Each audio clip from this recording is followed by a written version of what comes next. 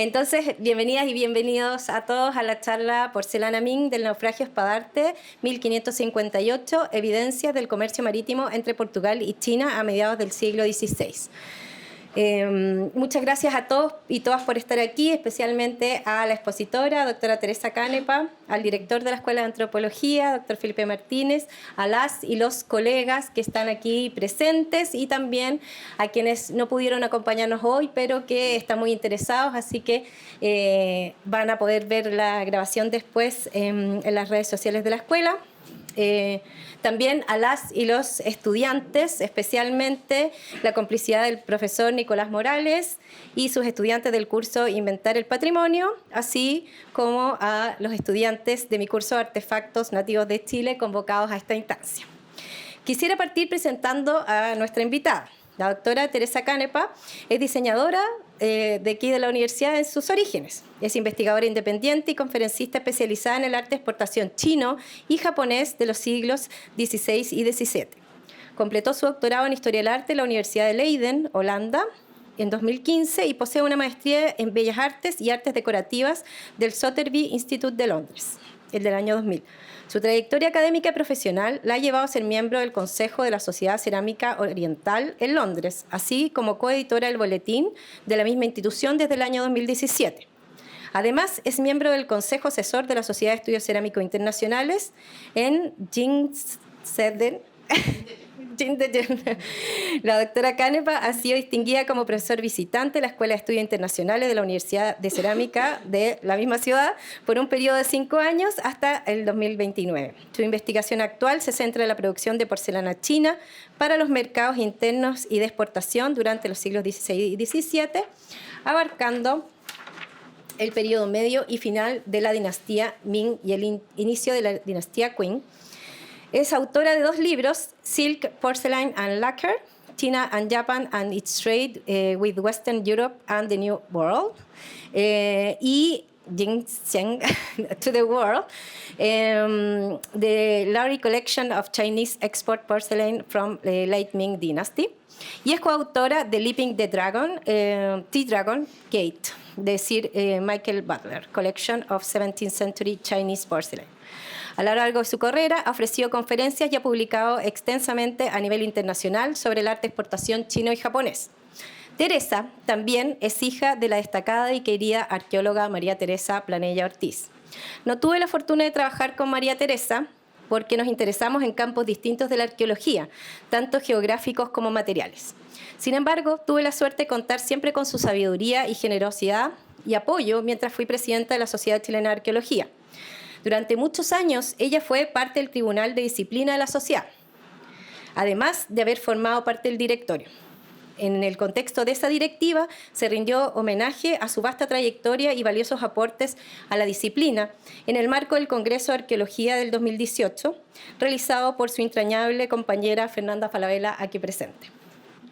En agosto del 2023, mientras preparábamos la exposición que está actualmente en el Museo Chileno de Arte Precolombino, organizamos una charla con la directora del Centro de Textiles del Cusco, Nilda Callañaupa, co-curadora de la muestra.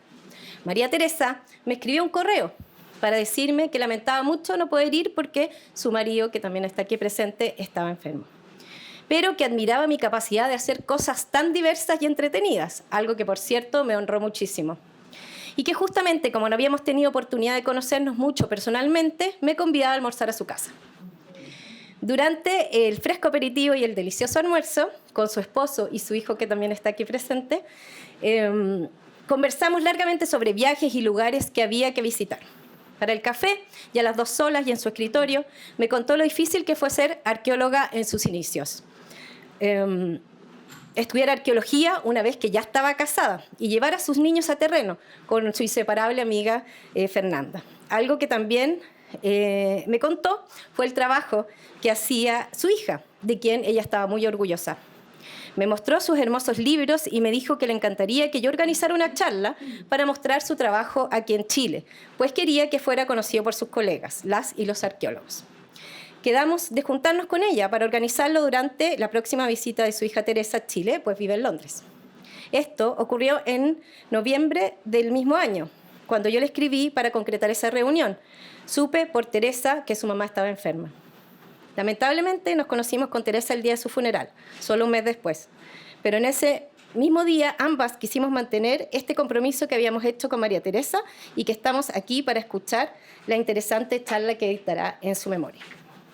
Pero antes quisiera darle la palabra al doctor Felipe Martínez, director de la Escuela de Antropología, donde hoy se materializa esta instancia. Felipe. Gracias.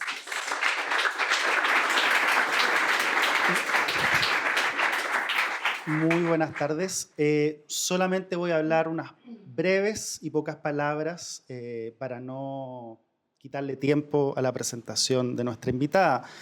Y son unas palabras más que nada de bienvenida para todos ustedes y para reiterar el compromiso y la importancia que le damos en nuestra escuela a lo que son las invitaciones, las presentaciones de especialistas dentro del marco de cursos y también en ocasión de homenajear la historia de la disciplina. Como ustedes deben saber, la gran mayoría, la Escuela de Antropología es relativamente nueva, en sus inicios con el pregrado de Antropología en 2013 recién, y Arqueología el 2018. Por lo tanto, somos una escuela joven, que hemos ido creciendo poco a poco, que nos hemos ido complejizando, que hemos intentado aportar en diferentes ámbitos, pero que también siempre queremos reconocer el importante pasado de nuestra disciplina. Y en ello está también reconocer el trabajo de nuestra antigua profesora Teresa. Sin más, voy a dar paso a unas palabras que dirá Virginia, y yo pido disculpas que me voy a tener que ausentar un poco antes por tener una coincidencia de un tope de horario con otra actividad. Así que sin más, por favor, un aplauso para Virginia, que dará unas palabras. Sí, antes que te vayas, Felipe, Teresa quiere entregar su libro para la biblioteca.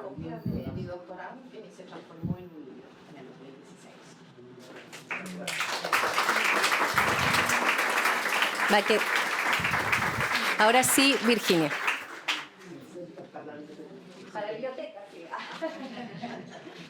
Ya, hola, qué bueno ver esta sala llena. Yo voy a dar unas palabras en honor a María Teresa Planella, la mamá del expositor acá, que me tocó trabajar bastante con ella. Yo creo que de hecho ella fue una de las grandes maestras que yo tuve. Entonces es cortito, pero no sé si a ustedes les ha tocado a veces que cuando uno va a algunos grupos, sobre todo realmente grupos de mujeres, que uno cuando se presenta, yo diría, hola, yo soy Virginia, hija de Bernardita, como honrando a mi madre y al linaje materno, que en cierta manera también conforma gran parte de lo que somos. Y en este caso especial, yo creo que aquí vale la pena recordar a la madre de Teruca, que no solamente la formó a ella y sin duda forjó muchos de los atributos que ella tiene, sino que también formó a muchos arqueólogos y arqueólogas que tuvimos el privilegio de trabajar con ella y aprender con ella. De hecho, conozco a María Teresa Canepa, la conozco mucho más por lo que me contaba María Teresa cuando nos juntábamos, con tanto orgullo, cariño y entusiasmo, y ahora la vengo a conocer un poquito más, pero gran parte de lo que sé de ella es a raíz de su madre. No voy a explayar mucho sobre la carrera de María Teresa, probablemente no todas la conocieron, pero decir que fue de las primeras arqueólogas profesionales que se titularan en Chile ya por el año 79, por ahí. También fue de las primeras arqueólogas y arqueólogos que se adjudicó un Fondesit en Chile cuando los concursos comenzaron.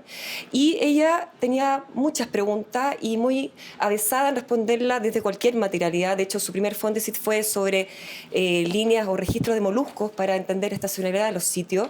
Pero de ahí también trabajó, se aventuró en la etnohistoria y a través de documentos fue capaz de descubrir dónde estaba uno de los últimos sitios, los sitios más meridionales del Tahuantinsuyo, como es Cerro La Compañía. Dentro de eso, ella también fue una de las grandes gestoras de todas las cronologías y tipologías de Chile Central, junto al equipo de trabajo que todavía sigue ahí trabajando, Fernanda, Lorena, etc. Y sin duda lo que a mí me marcó más con ella fue su gran legado en arqueobotánica. Ella fue una de las grandes pioneras de la arqueobotánica en Chile, movilizando recursos y capital humano para gestionar esa disciplina en Chile, y es ahí donde yo la aprendo a conocer. También María Teresa no solamente se quedó en el pasado, sino que era una gran amante del campo chileno, de las tradiciones, por lo tanto una mirada no solamente disciplinar, sino que transdisciplinar. Se preocupaba de las costumbres, de los platos, de las recetas, y fue ella también la que, junto con Blanca Tagle, descubrieron esta quinoa de Chile Central y también velaron por su valorización y patrimonio. Por lo tanto, una investigadora muy multifacética y cabe destacar que más allá de todo lo que hizo como profesional, era una persona muy humana, muy completa, con mucho cariño para todo lo que la conocimos, por eso también la queremos tanto. Y cuando partió fue realmente muy inesperado, fue muy rápido. Pero también decir que ella en vida regaló sus herbarios, me los pasó a mí, y sus herbarios están hoy día aquí en el Laboratorio de Arqueología para fines de docencia e investigación. Así que ahí parte de nuestra María Teresa está atesorada con mucho cariño. Y también decir que no solamente fue una arqueóloga, sino que también se metió en ámbitos públicos de la arqueología, del patrimonio, siempre colaborando voluntariamente en todas estas labores que tenemos como arqueólogos, no solamente a nivel de académico, sino también todo lo que implica nuestra labor en el país. Así que bueno, eso sin más. Ahora escuchemos a su hija y recordar a María Teresa en esta charla también.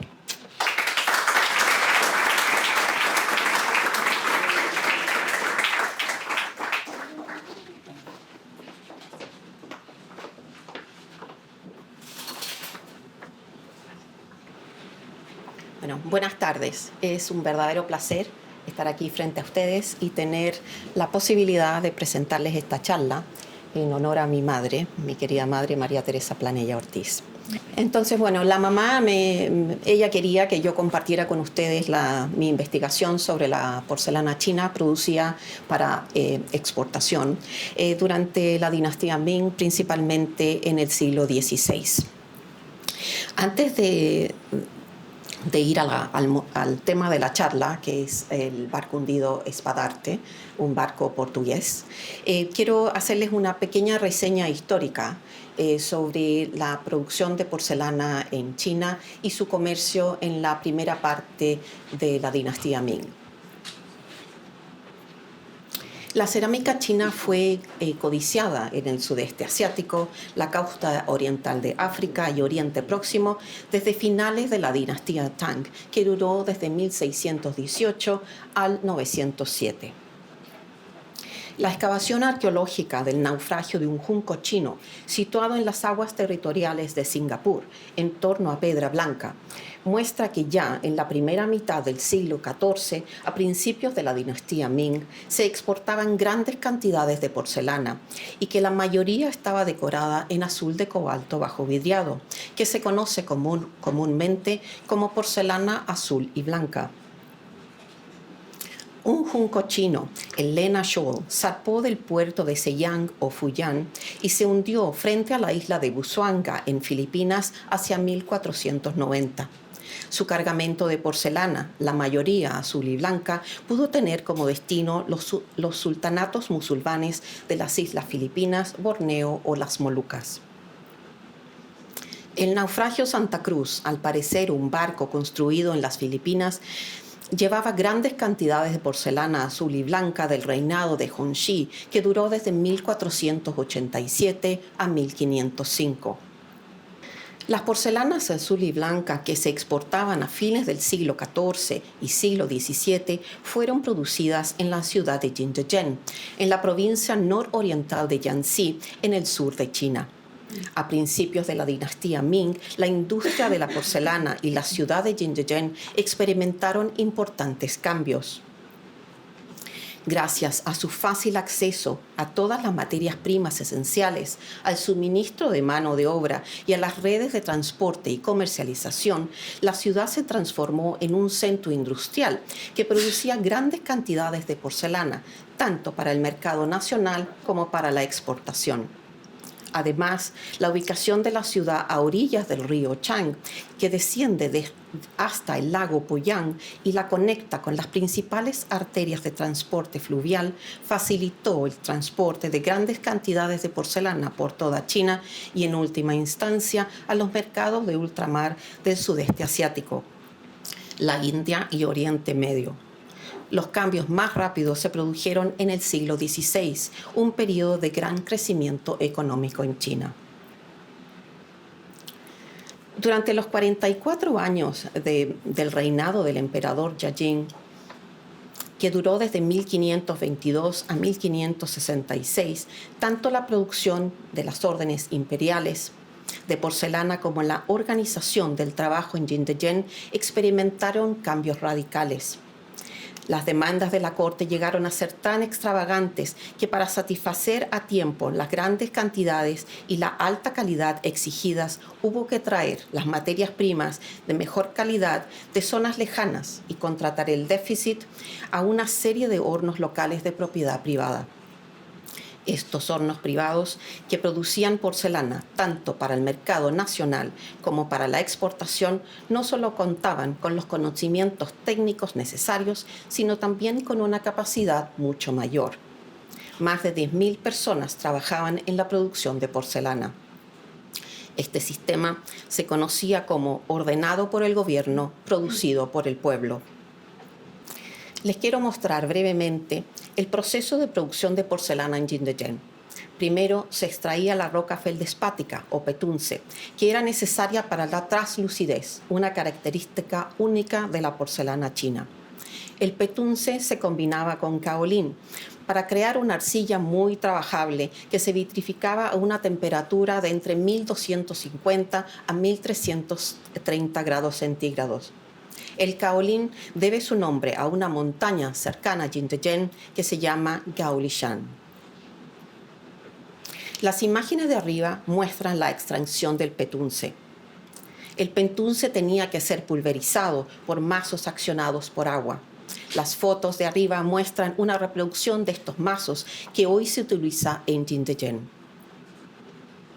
Tras ser pulverizado, el petunce se lavaba en estanques sucesivos y luego se secaba para convertirlo en ladrillos. El kaolín se excavaba y luego se lavaba en fosas. Después se mezclaban el petunce y kaolín y se procedía a la fabricación de piezas de porcelana de varias formas y tamaños. Después de dar forma y recortar los bordes de las piezas y dejarlas secar, los artesanos las decoraban en azul de cobalto. El primer cobalto que se utilizó en Jingdezhen se importó de Irán. Este mineral era rico en hierro. Más tarde se utilizó óxido de cobalto rico en manganeso, extraído en China, a veces mezclas variables con cobalto importado. Los artesanos preparaban un vidriado que consistía en una fina capa que contenía ceniza de helecho. Cuando las vasijas se vidriaban y secaban, la decoración pintada desaparecía bajo la lechada blanquecina, pero reaparecía tras la cocción en los hornos de alta temperatura como un azul cristalino bajo el vidriado transparente. La mayoría de los talleres privados enviaban las porcelanas a hornos especializados en la cocción de cerámica. Las piezas se transportaban sobre tablones de madera añadidos por capas a una estructura similar a una escalera. Los hornos solían construirse en la ladera de las colinas. El horno más común era el horno dragón o Dragon Kiln en inglés. En el horno, las piezas se colocaban en cajas circulares especialmente fabricadas para garantizar que recibían una temperatura uniforme y protegerlas de las corrientes de aire y de los restos que pudieran caer del techo del horno. Finalmente, las porcelanas se guardaban en cubas de madera y se transportaban, primero a pie y después en botes, por ríos a distintas partes de China y también a los puertos de la costa para ser exportadas. Los viajes de exploración marítima en el Océano Atlántico a fines del siglo XV en busca de una ruta hacia las Islas de las Especias, actualmente Indonesia, llevaron a los portugueses por la costa de África Oriental, alrededor del Cabo de Buena Esperanza y a través del Océano Índico hasta la India. Estos viajes abrieron rutas comerciales marítimas de larga distancia entre Europa y Asia a través de África. El viaje del explorador y navegante portugués Vasco da Gama a la India entre 1497 y 1498 abrió una nueva zona para el asentamiento y el comercio de los portugueses. En 1499, Vasco da Gama obsequió al rey Manuel I y a la reina porcelanas y otros artículos exóticos que había comprado en Calicut. La referencia más antigua de un pedido real de porcelana data de 1507, cuando el rey pidió a Francisco de Almeida, primer virrey de la India portuguesa, que le enviara las porcelanas finas y buenas y en buena cantidad y las mejores que se puedan encontrar. Tras asegurar puestos comerciales en Hormuz en 1507, Goa en 1509 y Malaca en 1511, la porcelana china comenzó a llegar regularmente a Portugal. Las relaciones comerciales directas de Portugal con China comenzaron en 1513 durante el reinado del emperador Yende, que duró desde 1506 a 1521, tras la llegada del explorador portugués Jorge Álvarez a la isla de Tumén frente a Cantón. En pocas décadas, Lisboa, destino final de los barcos comerciales de la Ruta de la India, conocida como la Carreira de India, se convirtió en el mercado comercial más importante de la Europa del Renacimiento para la porcelana y otros artículos de lujo asiáticos. Fabricada con un material desconocido en Occidente en aquella época, la porcelana era muy apreciada por su rareza, translucidez y durabilidad. Era un bien de lujo que solo se permitían los individuos de los niveles más altos de la sociedad y que transmitía no solo poder, sino también el conocimiento del mundo en general. A partir de la época de Vasco da Gama, los portugueses transportaban las porcelanas chinas en carracas, también conocidas como naus, que eran grandes embarcaciones oceánicas de 3 mástiles. Las carracas desempeñaron un papel crucial en el comercio marítimo y la exportación del imperio portugués, especialmente en el Océano Índico y Europa. Las carracas permitían transportar un gran tonelaje de mercancías. En China, las porcelanas se apilaban en grupos y se envolvían en paja, como vemos en la imagen de la izquierda, antes de transportarlas a los puertos marítimos. Los comerciantes portugueses de la Ruta de la India pronto se dieron cuenta de que la porcelana, que no estaba sujeta a monopolio real, ofrecía una clara ventaja que no podían ofrecer otros productos asiáticos. Impermeable, fácil de empaquetar y almacenar y pesada, era un lastre perfecto para colocar en las bodegas de las carracas y estabilizarlas en los largos y peligrosos viajes por mar. La repentina influencia de porcelana en Lisboa provocó importantes cambios en los gustos y costumbres de la corte real, primero la del rey Manuel I y después la del rey Juan III y Catalina de Austria.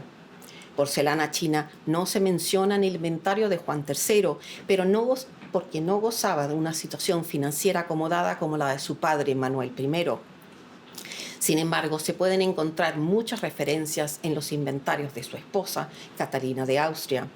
En 1505 y 55, Catalina compró 320 porcelanas para usar en su mesa. A mediados del siglo XVI, la porcelana era parte integrante de la vida cortesana real y se había convertido en costumbre utilizarla como vajilla de mesa.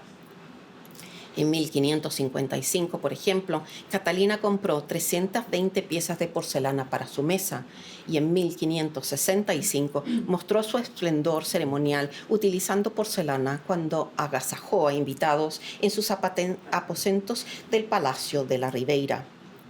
Vasco da Gama zarpó de Lisboa rumbo a la India en 1497, dobló el Cabo de Buena Esperanza y remontó la costa hasta la isla de Mozambique en febrero del año siguiente. La isla de Mozambique, una pequeña isla de coral situada a 1 kilómetro de la costa continental en la desembocadura de la bahía de Mosuril, era una próspera ciudad portuaria habitada por musulmanes del habla suajili. A la llegada de los portugueses, una serie de islas, ciudades portuarias costeras en el litoral de África continental ya formaban parte de las redes internacionales de comercio marítimo de larga distancia, establecidas por las élites locales y los comerciantes extranjeros. Estas redes, centradas en el Océano Índico, se basaban en el cambio estacional de los vientos monzónicos que transportaban barcos a lo largo de las costas de África Oriental hasta el Mar Rojo y el Golfo Pérsico. En la isla de Mozambique, los portugueses construyeron un pequeño fuerte en 1507, que luego sustituyeron en 1545 por una gran fortaleza conocida como Fuerte San Sebastián, que se terminó de construir en 1583. Esta isla, ahora declarada Patrimonio de la Humanidad por la UNESCO, se convirtió en la capital del África Oriental portuguesa y en una ciudad portuaria clave para los barcos portugueses que navegaban regularmente entre Goa y Lisboa.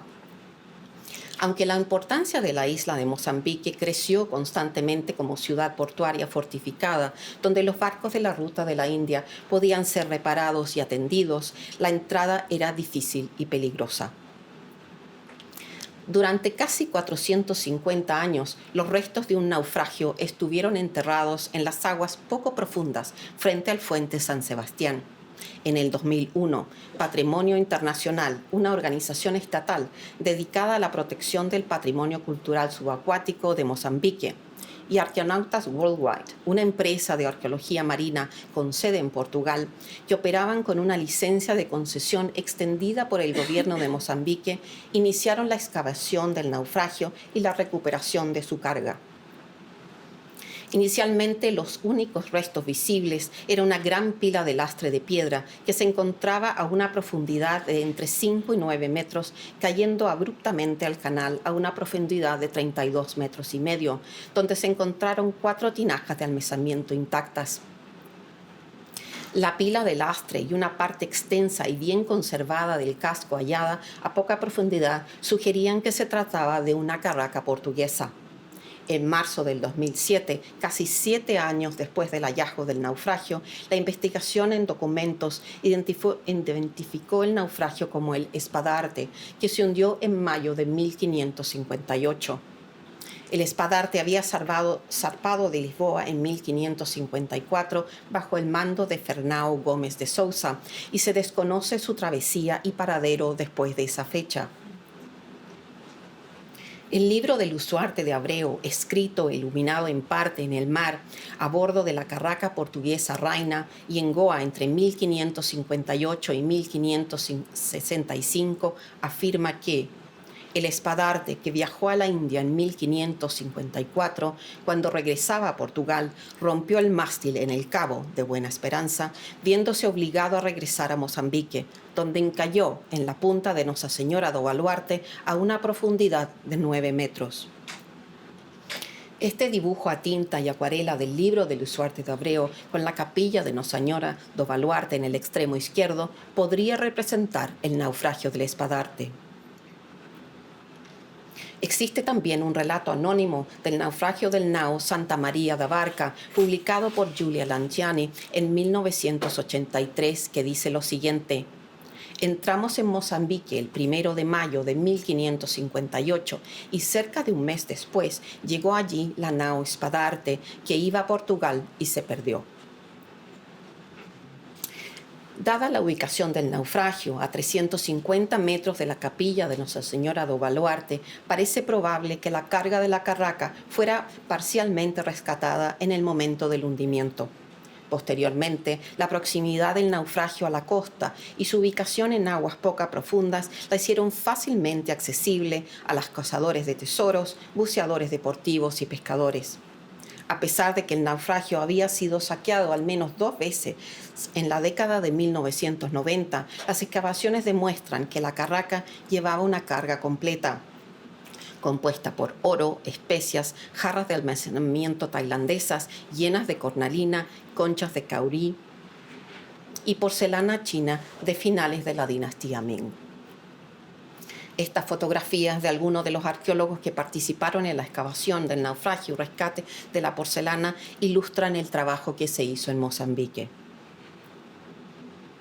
La porcelana del Espadarte, actualmente conservada en su mayor parte en el Museo da Marina de la isla de Mozambique, se compone principalmente de fuentes, platos, bowls de tamaño mediano y pequeño y tazas producidas para la exportación en hornos privados de Jindegen. En el 2013 fui invitada a estudiar y supervisar la documentación de todos los hallazgos de porcelana con fotografías profesionales con la intención de publicar un libro. El viaje fue una auténtica aventura, pero lamentablemente el libro nunca se materializó. El Espadarte naufragó solo un año después de que los portugueses establecieran en 1557 un puesto comercial permanente en Macao, en la desembocadura del río de las Perlas, en la costa meridional de China. Así pues, la importancia del naufragio Espadarte radica en que es, hasta la fecha, el primer navío portugués de la ruta de la India descubierto con un cargamento de porcelana china. La porcelana recuperada es de gran importancia arqueológica, histórica y artística tanto para Portugal como la República de Mozambique. Además, es una de las colecciones más importantes de porcelana Ming encontradas hasta ahora en el continente africano. Tras retirar unas 80 toneladas de piedras de lastre del lugar del naufragio en el 2001, se recuperaron casi 1.000 objetos de porcelana intactos o semi-intactos y una gran cantidad de fragmentos. La falta de tiempo hace imposible hablar de todas las porcelanas encontradas en Espadarte. Por esta razón, esta tarde se trata de presentarles una muestra de la variedad de porcelanas recuperadas del naufragio. El hallazgo más importante, realizado casi 15 meses después de la excavación, es un plato azul y blanco con una liebre en el centro. Su base lleva una marca de 4 caracteres que dice «Hecho en el año Guizhou», correspondiente a 1553 en el calendario cíclico chino. Este plato, junto con un análisis de las demás porcelanas recuperadas y un bowl azul y blanco del reinado de Yajin, que lleva la misma marca en el Museo Británico, permitió a los investigadores fechar con seguridad el cargamento de porcelana en el reinado de Yajin. La fecha cíclica de este plato demuestra, en parte, que la porcelana del Espadarte pudo producirse 5 o más años antes de ser adquirida por los portugueses. La mayoría está decorada en azul de cobalto bajo vidriado con motivos decorativos derivados de la naturaleza, con asociaciones daoístas como animales míticos, sobre todo chilins, pero también leones budistas, caballos voladores y dragones alados. Platos pequeños y hondos de esta forma particular, modelados con un borde estrecho, muestran diversas decoraciones centrales. Los motivos decorativos también incluyen animales como tigres, elefantes y búfalos. Este pequeño bowl decorado con un tigre que lleva la marca de 4 caracteres, hermoso recipiente para el rico y honorable, está particularmente bien modelado y pintado. Es el único ejemplar de este tipo hallado en el naufragio. Hay varios motivos de aves en platos y bowls, pero la mayoría muestran grullas. Algunos ejemplos son este bowl de buena calidad y de pequeño tamaño, decorado con una grulla en vuelo en el interior y carpas nadando y olas en el exterior. Entre los motivos decorativos de la porcelana del Espadarte también se encuentran cangrejos, diversas flores y escenas con figuras. Varios platos modelados, como este ejemplo, presentan motivos centrales de flores o animales míticos y un borde con emblemas auspiciosos, alternando con flores o insectos dentro de paneles en forma de pétalos. La porcelana también incluye 18 portatazas intactas o fragmentadas de color azul y blanco, de forma y tamaño similares a los producidos en la porcelana Qingrande, que significa gold brocade, brocado de oro, en este reinado de Yajin. Además, hay un aguamanil con vidriado blanco, algunas cajas cubiertas de formas variadas y un pequeño número de bowls y tazas, algunas con decoración incisa, que se llama anua, o secreta, otras con restos de decoración de esmalte rojo y verde sobre vidriado. La mayor parte de la porcelana, que va de alta a baja calidad, lleva marcas de comendación. Solo unas pocas piezas llevan marcas del reinado de Yajin. Aunque hay otras 2 carracas portuguesas anteriores que naufragaron frente a la costa oriental de África Meridional en la traicionera ruta marítima de regreso a Lisboa, el São João y el São Bento, nunca se han encontrado los restos de sus naufragios.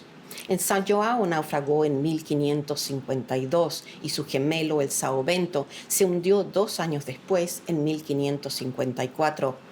Cerca de 30.000 fragmentos han llegado a las playas de Port Edward y de la desembocadura del río Mississauga, donde se cree que naufragaron el São João y el São Bento respectivamente.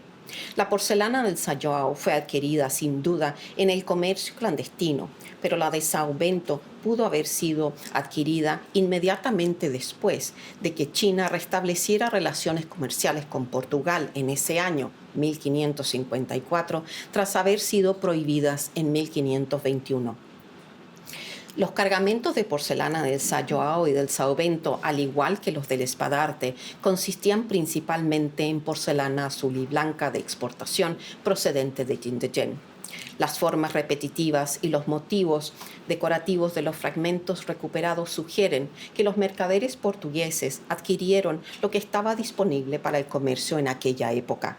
En consecuencia, no es sorprendente que algunas de las porcelanas del Espadarte sean similares a las del São João y del São Bento. Por ejemplo, el borde que se ve en los fragmentos del reverso de un plato y en el plato con una marca de moneda de 4 caracteres, larga vida, riquezas y honor, ilustrado a la derecha, es idéntico al de un fragmento recuperado del São João. A continuación les hablaré brevemente de algunas similitudes estilísticas con la porcelana del São Bento recogida cerca de Mississauga. Este pequeño bol, uno de los 7 ejemplares intactos o fragmentados que llevan la marca Hermoso recipiente para el rico y honorable, muestra una decoración exterior similar a la de un fragmento recuperado del São Bento. Este bol parece ser el único ejemplo publicado del São Bento de un tipo similar que lleva una marca del reinado de Yajin.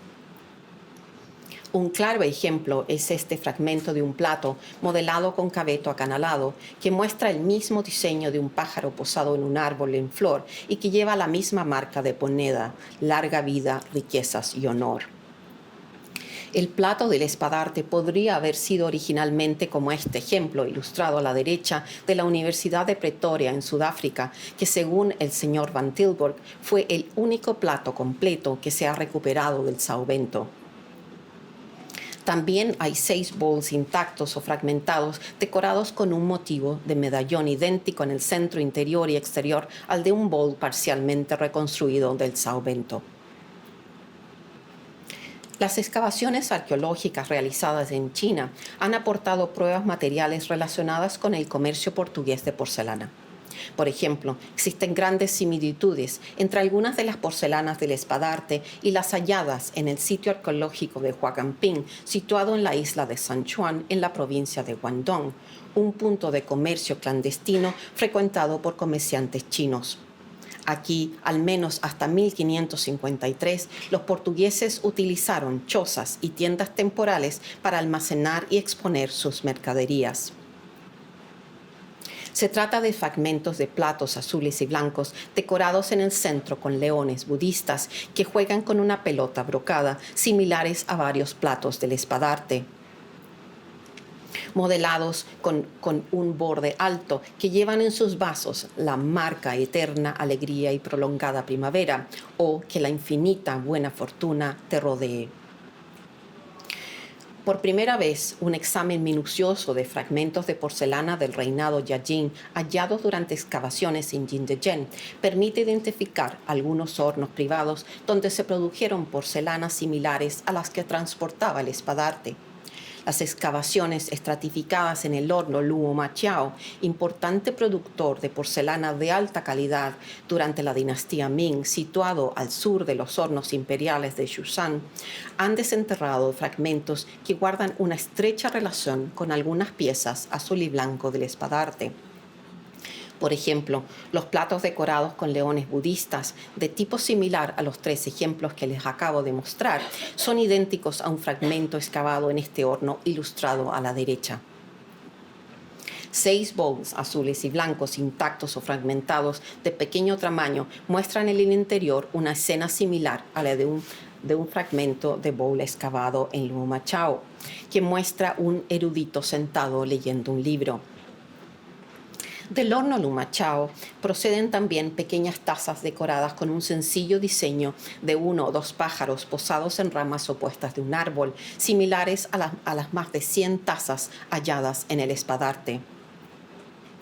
Curiosamente, algunas de las piezas en azul y blanco del espadarte también se parecen mucho a la porcelana del reinado de Yajin excavada en un horno de Leping, uno de los pocos hornos privados situados más al sur, en la provincia de Jiangxi, que producían porcelana para los mercados nacional y de exportación a mediados y finales de la dinastía Ming. Comparen, por ejemplo, el fragmento de un plato decorado con grullas volando entre nubes con un fragmento procedente de este horno.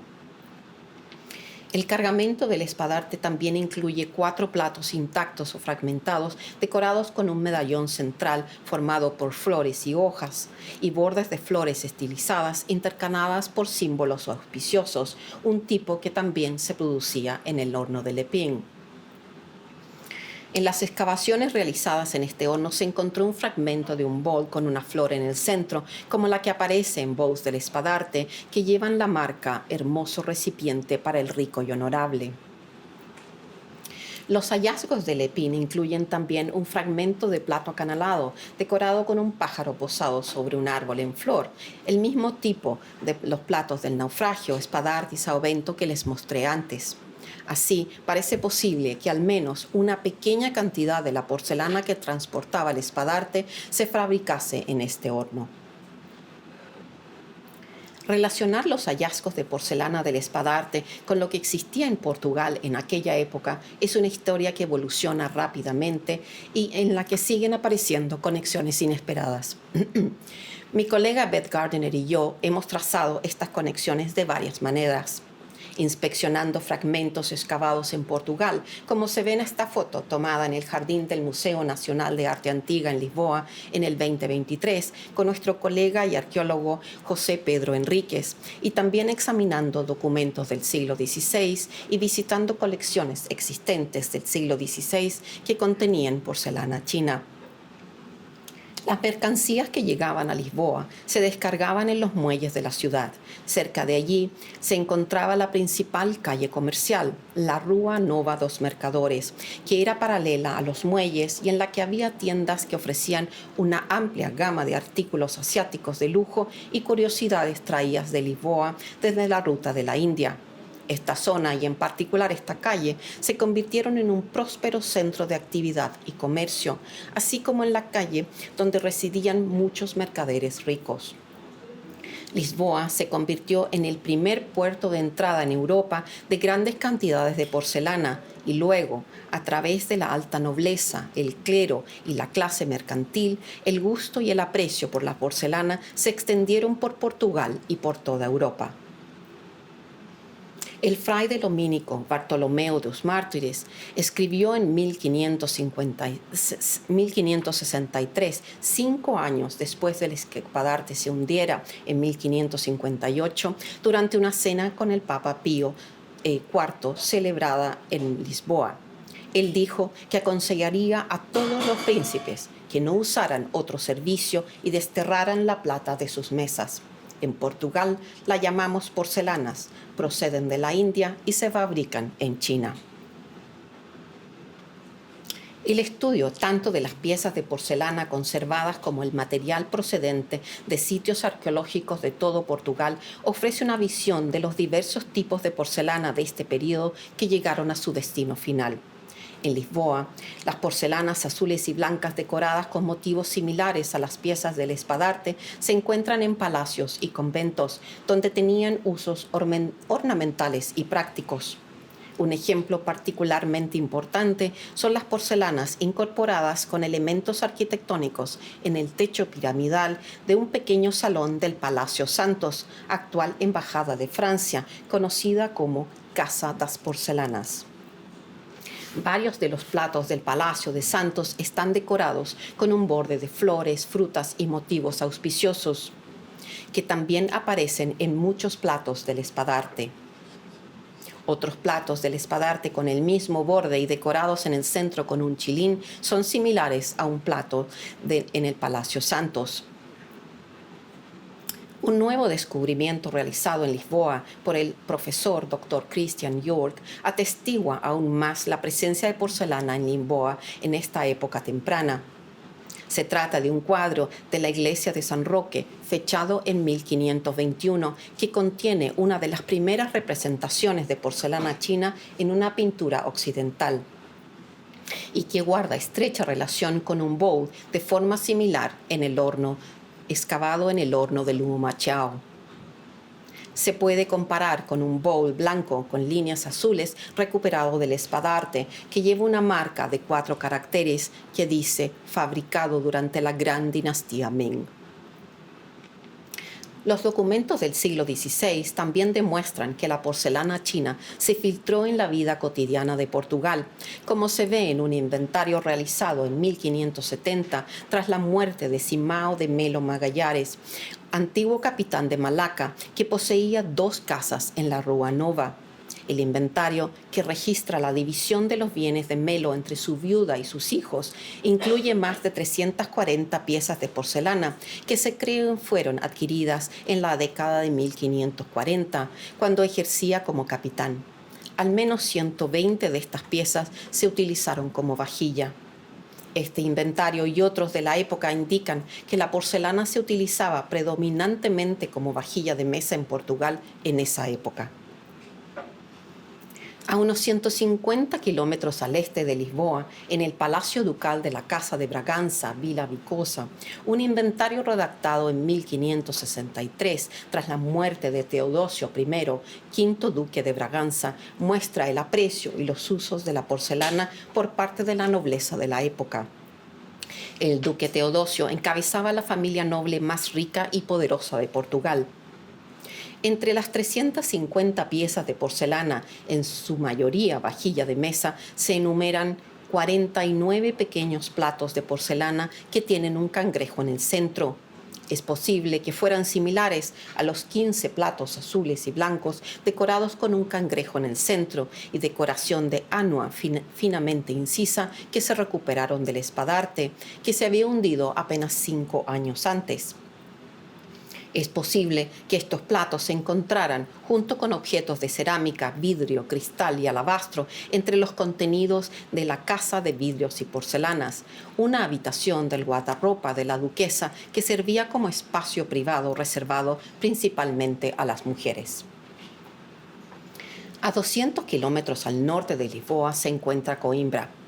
Aquí, en el antiguo monasterio de Santa Clara a Vela, se excavó un fragmento de un bol quinrande. Como dije antes, se traduce como brocado de oro, con la marca del reinado de Jayen.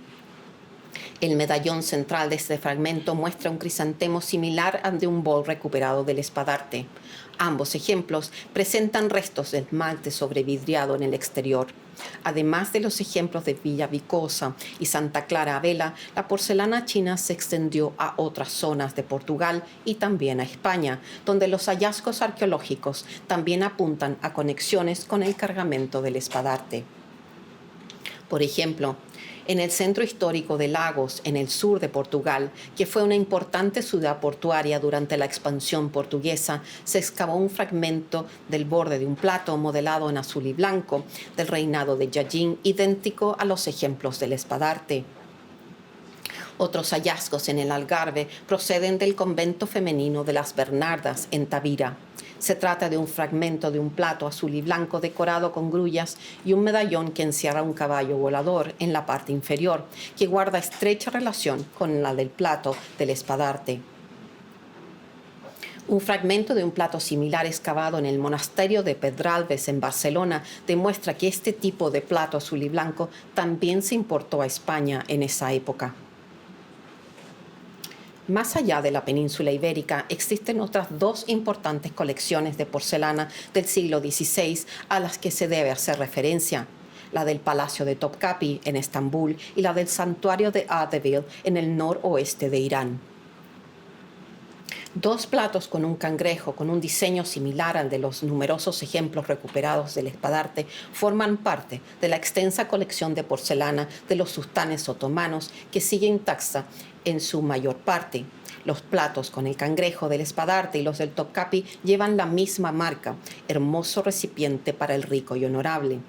El ejemplar del Topkapi forma parte de un grupo de porcelanas decoradas con incrustaciones de piedras preciosas y semipreciosas añadidas por artesanos otomanos.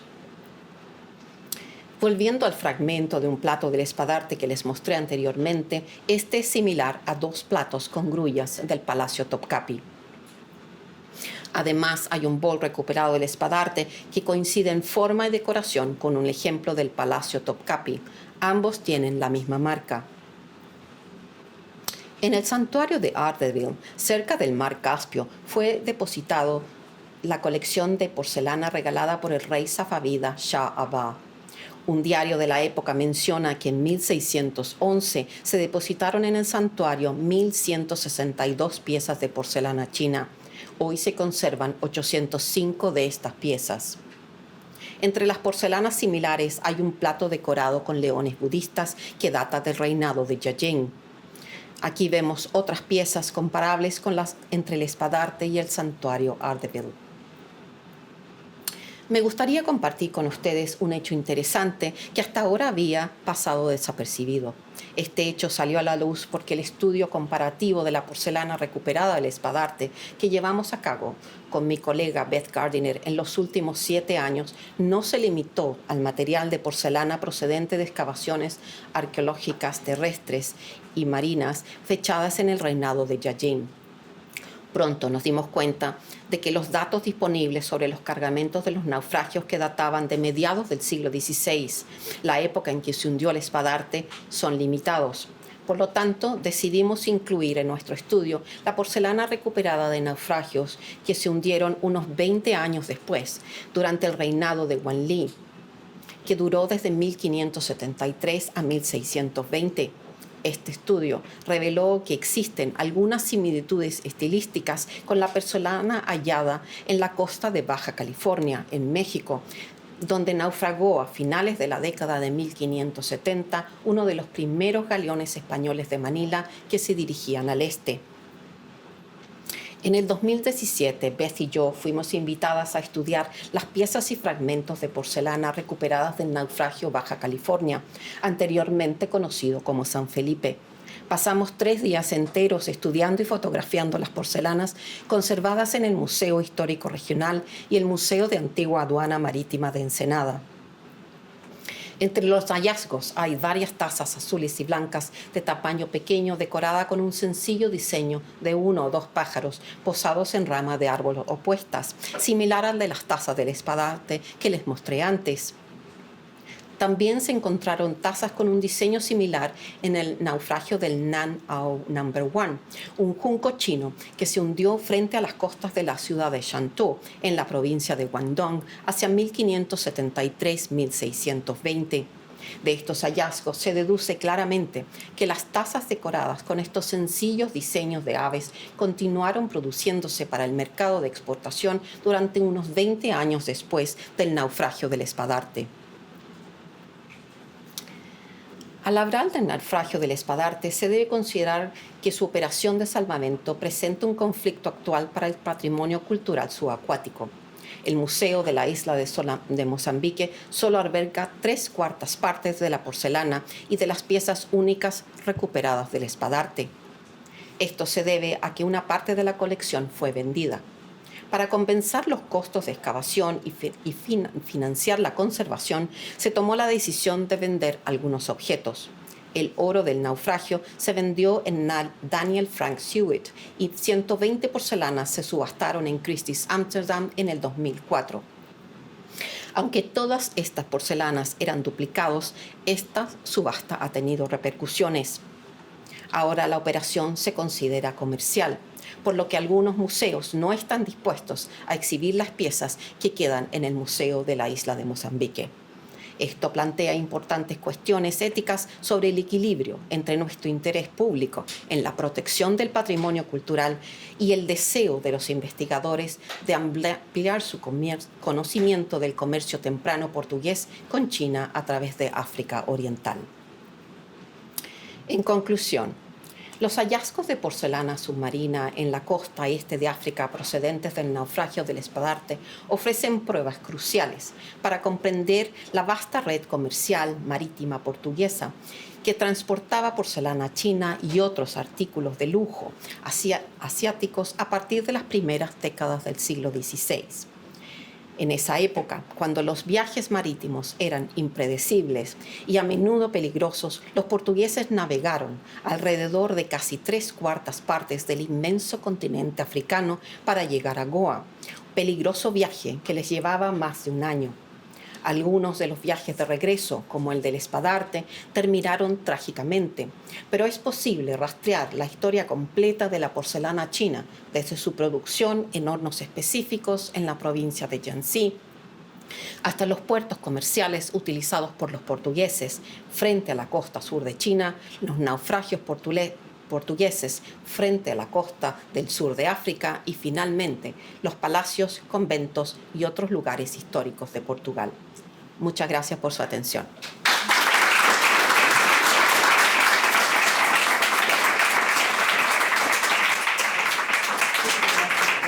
¿Me voy a sentar? No, aquí. Sí, ¿quieres que para unas preguntas? Sí, ¿alguien tiene alguna pregunta? O sea, tengo varias, pero quería saber qué información tiene. A ver. Disculpa. ¿Qué información tiene acerca de la llegada de este tipo de porcelana a Sudamérica? Porque en lo personal conozco, o sea, que hay escasa cantidad, pero he visto en Panamá personalmente y creo haber encontrado acá en Santiago, frente al Teatro Municipal. No estoy segura porque ese libro era poco lo que se podía leer de esto, pero también mi pregunta es si este tipo de porcelana habría llegado a la colonia de Sacramento, que era la ciudad que fundaron los portugueses, que ahora está en territorio uruguayo, porque hay un museo muy completo ahí de muchos tipos de, no solo porcelana, sino que vajilla en general, que de origen portugués, que venía de Europa y que yo me imagino que también podría haber llegado esta porcelana, digamos, por el tema del asentamiento de ese lado, ¿no es cierto?, Brasil, y lo que estaba en conflicto en ese momento, que era el territorio actual uruguayo. Okay. So, en respecto a la porcelana que llegó a las Américas, los españoles se establecieron en Manila primero, antes de Manila, en 1571, 51, ¿sí?, en las Filipinas.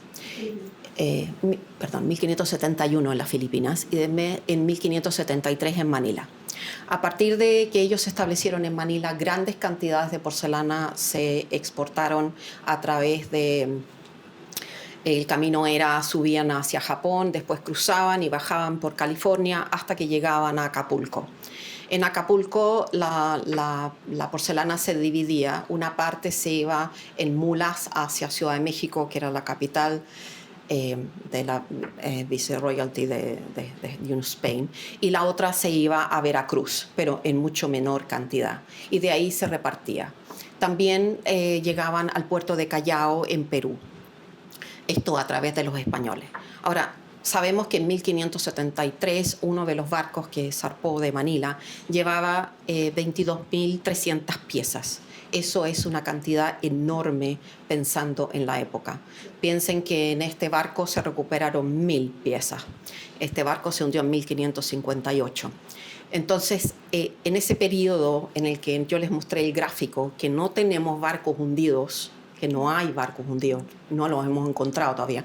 No sabemos bien cómo, en qué graduación aumentó la cantidad de porcelana exportada.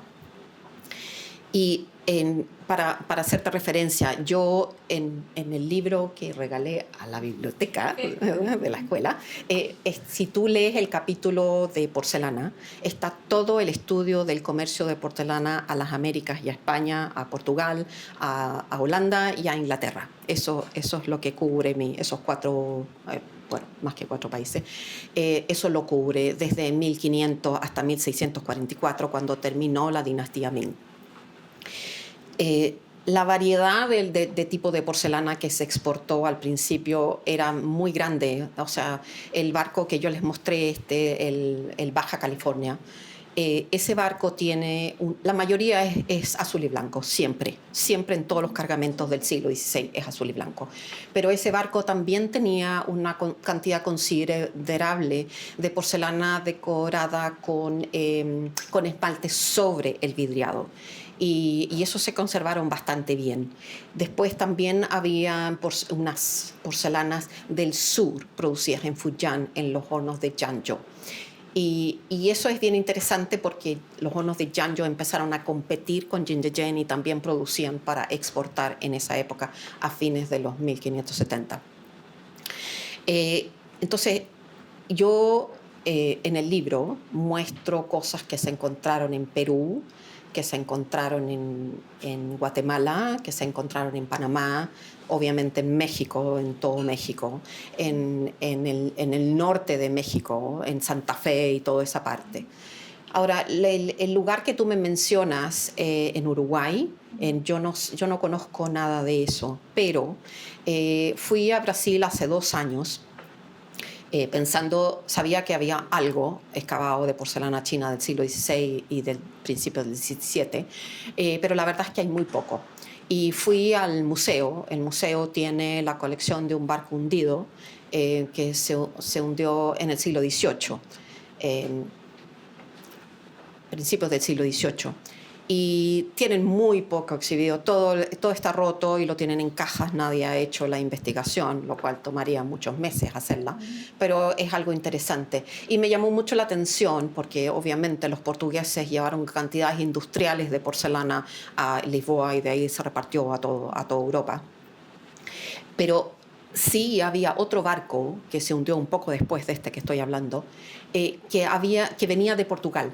Y de Portugal traía fayenza portuguesa. Claro, y traía algunas que tenían los escudos de armas de las personas que venían en el barco. Pero no traía nada de porcelana china, ese barco. Entonces, en el siglo XVIII ya se puede decir que la locura por la porcelana china en las Américas había decaído. No en Europa, porque se siguió consumiendo. Piensen, hay una cosa importante que considerar, que China mantuvo el monopolio de la producción de porcelana hasta principios del siglo XVII, cuando se empezó a producir en Japón, porque los japoneses capturaron unos artesanos coreanos que habían trabajado en China y se los llevaron al sur. Y ahí comenzaron los hornos de Arita, ¿no es cierto? Pero la porcelana japonesa es muy distinta a la porcelana china y uno inmediatamente la puede reconocer. Es mucho más pesada, los diseños imitando la porcelana china son mucho más rígidos, es muy diferente.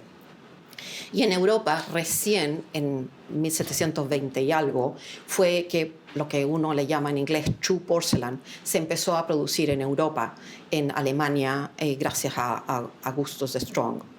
Pero el monopolio de la porcelana y lo que la porcelana significaba en términos de estatus social y de que las personas lo consideraran a uno que tenía conocimiento del mundo. Hay que pensar que en esta época que les estoy hablando yo, muy pocas personas habían viajado fuera de sus ciudades, menos a China, y todo lo que se sabía venía por los navegantes que escribían y publicaban cosas, pero era un conocimiento mínimo.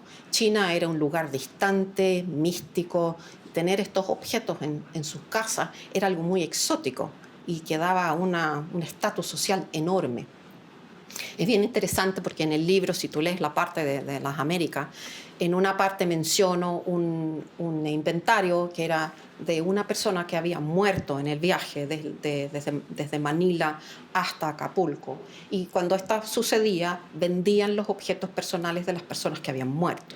Y una persona en Acapulco compró un plato chino de porcelana roto por $1, que $1 era mucho dinero en esa época. Y eso es increíble pensarlo, porque uno dice, bueno, esta persona pensó que este plato roto lo podía arreglar, ¿no es cierto? Le ponían como una especie de corchetes de metal y los pegaban.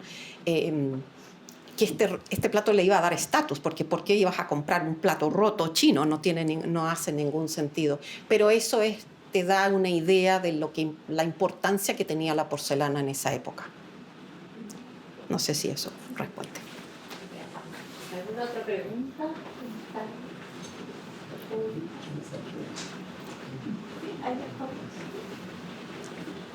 Después que terminó la dinastía Ming, se siguió coleccionando como antigüedad la cosa. Perdón, ¿puedes hablar un poquito más fuerte? Sí, después que terminó la dinastía Ming, hubo un coleccionismo de la porcelana de aquella época como antigüedad.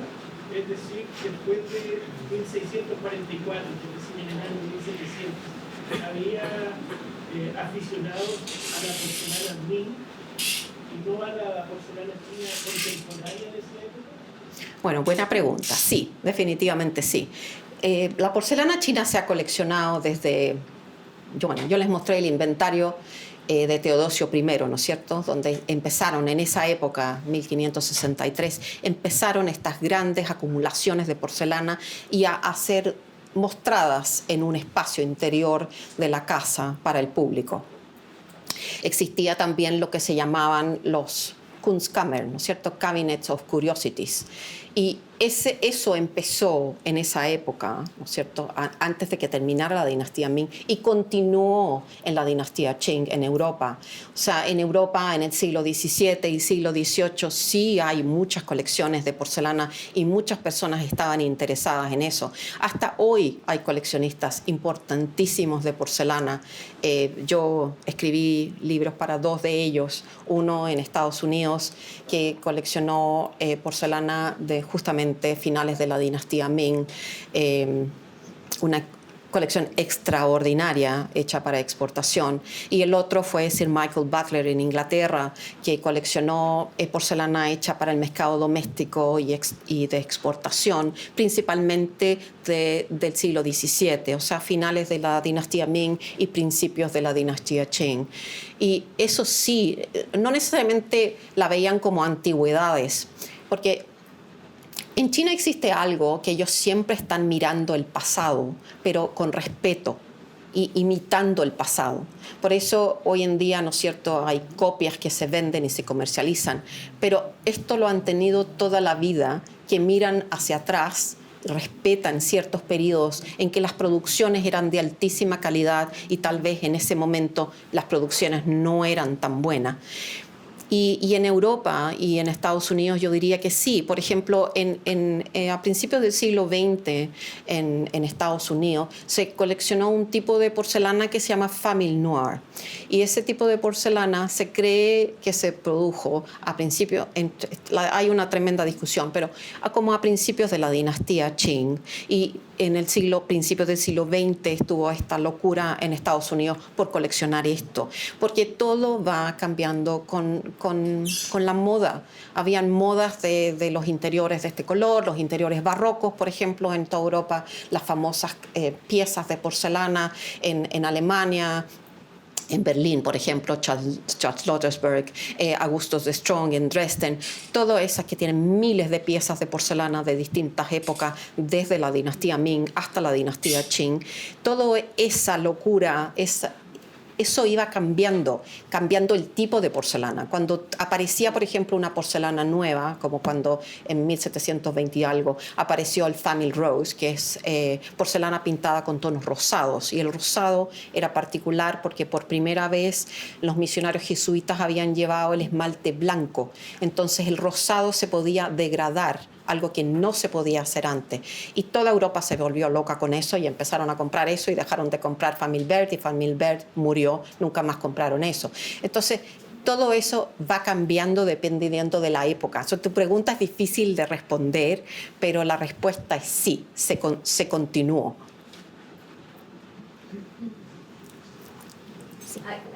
Sí. Una pregunta, ¿has podido acceder a la información de la arqueología china con respecto a las formas de producción en esos tiempos? Digamos, ¿cómo anda esa investigación, digamos, desde el patrón de asentamiento y todo, para lograr esta gran producción que ya sería el territorio nacional? Bueno, los dibujos que yo les mostré, esa serie de dibujos, esos se hicieron a principios del siglo XVIII y representan bastante bien todos los distintos procesos de la porcelana. Mis colegas en Jingdezhen particularmente, porque en Jingdezhen estaban los hornos imperiales en el centro y alrededor de los hornos imperiales estaban todos los hornos privados, que, como mencioné en algún momento, la demanda de la corte era tan alta que tuvieron que subcontratar estos hornos privados para que produjeran una cierta cantidad que iba para el emperador y la corte. Entonces, la calidad de esos hornos es impresionante. En Jingdezhen se excavan todos los días, meten una pala mecánica y ahí hay un horno. Hoy en día están postulando a ser Patrimonio Cultural de la Humanidad. En el 2020-26 se va a decidir esto. Yo di una charla sobre eso, que te la mandé, Gloria, que si tú la quieres circular con los estudiantes la pueden ver. Y eso es muy importante para Jingdezhen porque están por primera vez tratando de proteger su patrimonio. Entonces, hoy en día los hornos se están excavando y convirtiendo en mini museos independientes. Ahora, los chinos son muy reservados en ciertas informaciones, pero sí están estudiando y publicando, porque mientras excavan se dan cuenta. Ahora, hay que considerar que estos hornos empezaron a producir durante la dinastía Song, o sea, en el siglo IX o XI, y después continuaron constantemente, y cuando uno va a estas excavaciones, ve las distintas capas, los distintos niveles, porque iban montando encima. No es que se movían hacia la derecha o a la izquierda, no, sino que se ven las distintas capas de las distintas épocas. Entonces el trabajo es bien difícil y bien arduo, porque son miles de años de producción. O sea, eso es una cantidad increíble. Mostraste unas porcelanas que tenían unos mensajitos atrás. ¿Los leíste? Sí. Ya. Esos mensajitos me imagino yo que para los europeos no significaban nada. No. ¿Qué significaba para aquellos chinos que podían acceder a esto? Porque me pareció que había más de uno. No, muchos, sí. ¿Pues qué función tenía eso? ¿Tú te refieres para los europeos o para los chinos? Para los chinos. Bueno, los chinos generalmente le ponen marcas a las cosas, pero hay ciertas épocas en que la marca del reino del emperador estaba prohibida. Por ejemplo, en una época, durante el periodo de Kangxi, estaba prohibido usar la marca del emperador. Pero en esta época pasan dos cosas. Una, son las marcas reales que pertenecen y corresponden con el periodo. Por ejemplo, yo les dije que habían muy pocas piezas en este barco que tenían la marca del emperador Jiajing, y estas son todas del emperador del periodo Jiajing. Pero los chinos tenían algo que estaban, como dije, siempre mirando hacia atrás. Muchas veces usaban una marca apócrifa, en español, supongo, apócrifa, que miraba atrás y era de otro emperador que había sido, no sé, 100 años antes o 200 años antes, porque admiraban esa época. Ahora, las otras marcas de comendación que dije, que son como para el honorable, para el rico, para muchas cosas, deseando como auspiciosas, son marcas auspiciosas en el fondo. Eso es muy común en la porcelana china.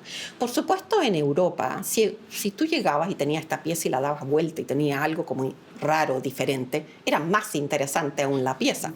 Por ejemplo, a fines de la dinastía Ming, se sabe que se produjeron ciertas piezas de azul y blanco con escenas pornográficas en la parte de abajo. Increíblemente, una de estas piezas se encontró en un convento en Portugal. Entonces, ¿qué hacía esa pieza en ese convento? Bueno, es bien interesante. Y eso se hacía porque para como para mostrar la pieza. Tú estabas en una cena, dabas vuelta a la pieza y wow, qué interesante lo que tiene, o qué entretenido, da tema para discusión, ¿no? Entonces, eso es algo que se apreciaba mucho en Europa, aunque no entendían. Igual, por ejemplo, yo no les mostré, pero obviamente eso sería otra charla. En esta misma época, a principios del siglo XVI, se produjeron porcelanas para el mercado portugués con inscripciones portuguesas, inscripciones en latín, y muchas de esas, como el Ave María Gracia, estaban escritos al revés, con las letras hacia abajo. ¿Por qué? Porque mandaban el diseño, por supuesto los portugueses no podían llegar a Jindagen porque estaba prohibido, y lo mandaban y los alfareros chinos los miraban, lo entendían y lo copiaban. Entonces esas piezas existen, son históricas y son muy raras en el mundo, se llaman first orders, primeras órdenes.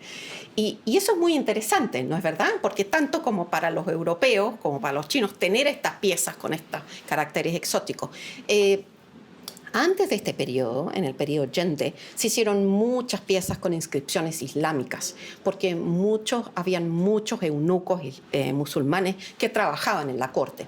Entonces tú ves cosas que si se transportaban, algunas de esas piezas llegaron a Portugal en esos barcos hundidos que les mostré, en el São Bento y São João, tenían de esas piezas con inscripciones musulmanas que iban a llegar a Europa. Por supuesto, para ellos era algo interesante, no lo entendían, no lo comprendían. Después hay otras piezas que tienen poemas escritos, completo, el poema completo. Por supuesto, en Europa jamás lo hubieran entendido, pero todo eso agregaba un valor, una atracción diferente a la pieza, en el fondo. De nada. ¿Fernanda? Me pareció entender que a estos hornos llegaban piezas de distintos lugares, distintos centros de producción. Mi pregunta es si hay alguna relación de los diseños, ¿ya? del tipo de imágenes con distintos centros de producción. Es decir, existían varios y cada uno tenía por su estilo o sus preferencias, o en todos hacía lo mismo. Bueno, tal vez me expresé mal, pero estaba el horno imperial, ¿no es cierto?, que producía para el emperador y la corte, y todos los hornos de alrededor miraban eso y lo copiaban.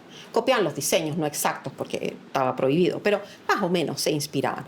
Pero a lo que yo me refería era que había un taller donde se producía la porcelana, pero muy cerca estaba el horno. No es que estuviera en otra ciudad, estaban todos en Jindagen, pero lo producían en un lado y lo transportaban un poco, y piensa que lo transportaban en el hombro, con estas cosas como dije, como una escalera, en capas así, y eso lo transportaban y lo llevaban al horno, porque el horno cocía piezas de distintos tipos.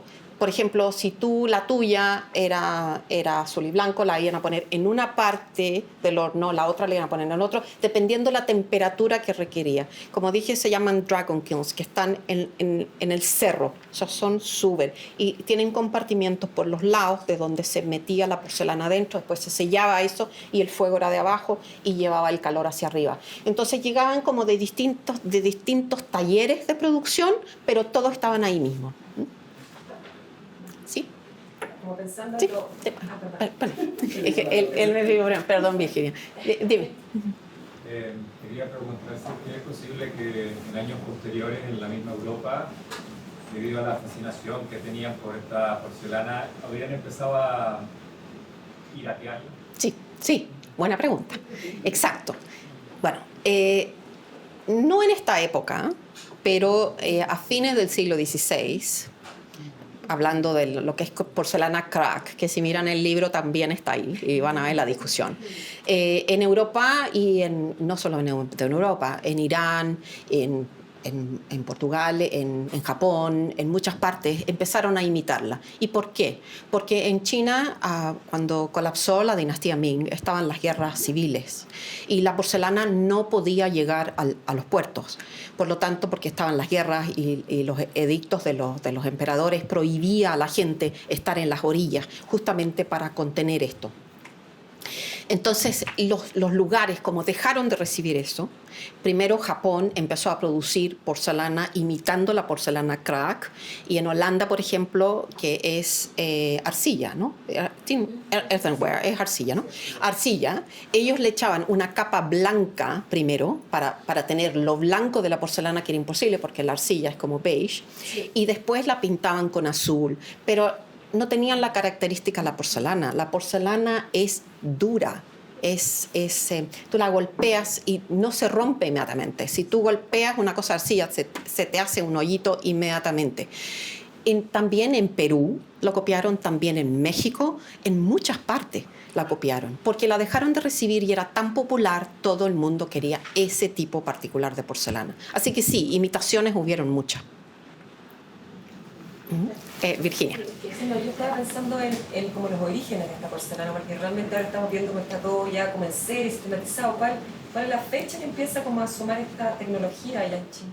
Bueno, como yo les mostré los barcos hundidos, ya en la dinastía Tang, o sea, a partir del siglo VIII, fue que se empezó a exportar en masa, en grandes cantidades. Y ya en el siglo VIII se estaban exportando porcelana azul y blanco. Y antes la mayoría de la porcelana que se exportaba era producida en el norte, lo que se llama celadón, que es como un color verde, un poco verde como agua, verde pasto, pero claro. Y otro tipo shizu, que es como negra, con como un grabado, que le hacen al glaseado negro, le hacen como grabados y dibujos. Entonces, en realidad fue en el siglo VIII-IX que empezó esta porcelana azul y blanca con el acceso al cobalto, y de donde lo sacaban de Irán. Y esto es cuando comenzó, se volvió muy popular. Ya en la dinastía Yuan, en el siglo XIII, la cantidad que se exportaba era gigante, gigante. Sí. Respecto como a los inicios en general, como de las decoraciones, por decirlo así, de la porcelana en general, siempre se ha visto que es como que, sobre todo en la parte oriental, las decoraciones siempre tienen que ver con la naturaleza, con leyendas, con mitos y cosas por el estilo, que ellos tienen generalmente por ese lado. Pero, así como también mencionaste, tenían como cosas un poco más como de la gente, como por ejemplo las escenas más eróticas y ese tipo de cosas. Pero pasaba que de repente, no sé, algún emperador decía, ya, yo quiero una imagen, por ejemplo, de, qué sé yo, por decirlo, la sobrina, en este plato de porcelana, ¿y existen esos platos? No, eso no existe. Lo que sí existe, ya en la dinastía Yuan, existen escenas que nosotros le llamamos escenas continuas, que están a todo alrededor de un jarrón, por ejemplo, todo alrededor. Y estas escenas venían de la literatura, venían de libros, novelas, que eran famosas y que circulaban en esa época. Eso sí, pero como retratos de personas o dibujos independientes, no. Mucho daoísmo, confucianismo, o sea, muchas cosas, pero no como retratos, como cosas así como específicas, no. Y la naturaleza siempre. O escenas como históricas, que te digo yo. Siempre se ve como el retrato del emperador tanto, pero en el fondo son retratos, no es precisamente algo plasmado en una cerámica o en algo como más para el tiempo en adelante. Sí, no, es que la cerámica en China tenía varias funciones, pero las funciones más importantes era ritual para los templos, que son jarrones y vasos de formas muy específicas y que no va cambiando tanto en el tiempo con estas formas. Y la otra era utilitaria.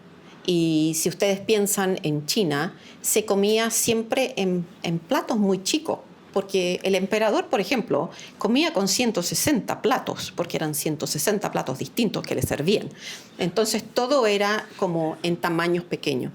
Los platos grandes como de 45 centímetros, que se empezaron a hacer en la dinastía Yuan, eran para el mercado de Medio Oriente. Se exportaban a Turquía, se exportaban a Irán, porque allá estaba el communal eating, que comían del mismo plato varias personas con la mano, ¿no es cierto? Pero eso no existe en China. Entonces, el formato de estos platos, ¿no es cierto?, era siempre dibujos pequeños o cosas de la naturaleza. Y cuando ya son jarrones como más decorativos, ahí es donde ponían estas escenas que yo te digo, que venían de estas novelas o de las cosas literarias, en el fondo. ¿Sí? Una consulta que se me hace como curioso que muchas veces las representaciones, por ejemplo, sean de cosas que el europeo o el lugar donde se iba terminando la exportación no entendieran. Entonces, como esto usted mencionaba animales mitológicos, eran animales mitológicos como de la mitología china, ¿cierto? Sí. O escenas sexuales, sí, o poemas. Entonces, este tipo de como masividad frente a la forma en la cual estaban exportando no terminaba como generando una especie de orientalismo del europeo, cómo es que ellos percibían al chino, así como sin entenderlo. Bueno, exacto. El orientalismo sucedió en Europa, pero mucho más tarde, porque al principio, en esta época, era todo muy exótico y a todos les encantaba esto. Lo entendieran o no lo entendieran, les parecía fascinante. Y por eso los portugueses empezaron a mandar a hacer porcelana con sus escudos de armas, por ejemplo, no solamente para personas como individuos, pero también para los misionarios. Hay cosas para los agustinos, con los emblemas de los agustinos. O sea, en esta época, tener una porcelana, porque esto ya existía en Europa, ¿no es cierto? En Europa se hacían cerámica con los escudos de armas de la nobleza, pero tenerlo hecho en porcelana era otra cosa, era un estatus totalmente distinto. Y si estaba para arriba o para abajo, la inscripción no les importaba porque era exótico lo mismo. Y las formas, al principio, eran formas que en China se habían usado para el Medio Oriente, para exportar al Medio Oriente, pero ahora las estaban haciendo, pintándolas con los escudos de armas y las cosas, para mandarlas a Europa. En los chinos, en esta época, los alfareros eran muy inteligentes. Ellos, era la practicalidad. Tenían un cliente, se adaptaban a los requerimientos del cliente y íbamos vendiendo. Y esa era el comercio.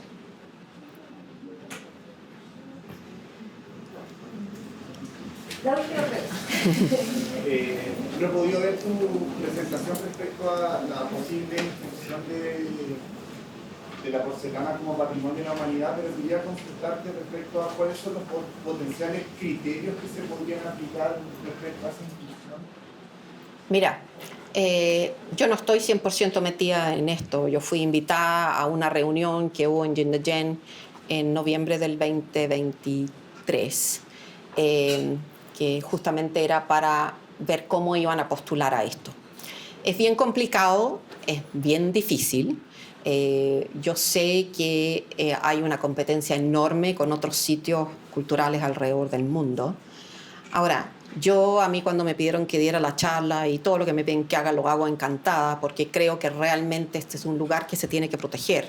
Y yo lo he dicho desde el primer día que fui ahí, que fue en el 2010, que tienen que proteger lo que tienen. Es un patrimonio cultural enorme. Y no solamente porque a mí me interesa la porcelana, pero es una cosa histórica. Que, por ejemplo, hay un horno que se llama Chivachao, que lo que producía era increíble. Le dieron a los arqueólogos 2 semanas para excavar y después de las 2 semanas construyeron un edificio encima.